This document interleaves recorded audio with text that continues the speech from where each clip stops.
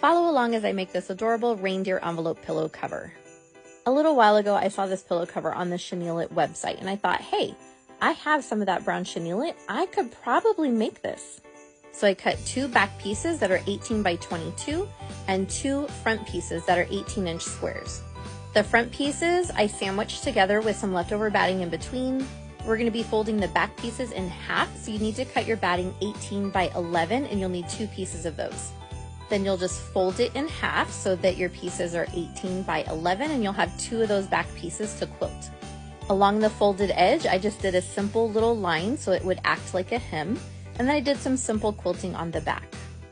For the front though, I wanted to spice it up a little bit and have it be different than the back. So I did some cute wavy line quilting super close together. I think it turned out really, really great. Kind of like it would look like the fur for the reindeer. And here's that leftover Chennile-it that I had. This stuff lasts forever because there's so much of it. And you can see it's really woven together like this. So once you wash it, it frays really nice. So for the nose, I did some interfacing on the back of it and I just ironed it down. Same thing for the black eyes. Yes, pre-wash this because you don't want to take a chance that it's going to bleed. I couldn't find my circle or oval template, so I just used what I could find around. But before I stuck anything on there, I kind of laid everything out how I wanted it, and then I cut pieces of my chenille and laid it out. I used a simple glue stick and ironed the pieces on there, and then I did some raw edge applique where I just used a straight line stitch and did an outline.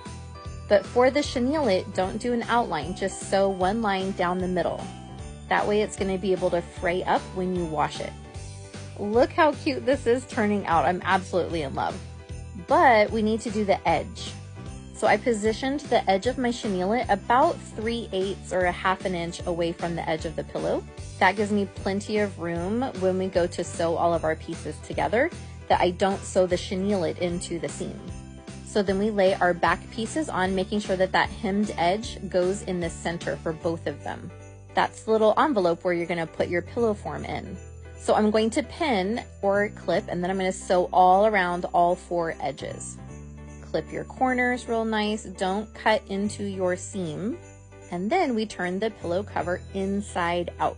You're going to want to make sure to get into the corners and really push out those corners. My chenille got a little stuck into it until I got in there and really popped them out. Plus it's quilted, so it makes it extra thick, and that tends to bunch up in the corners and along your seam really bad. So here's our pillow cover. This is how it looks before it washes. But you want it to get kind of roughed up in the laundry. So I threw in a couple of towels. I'm going to wash it with cold water and make sure that none of those colors bleed.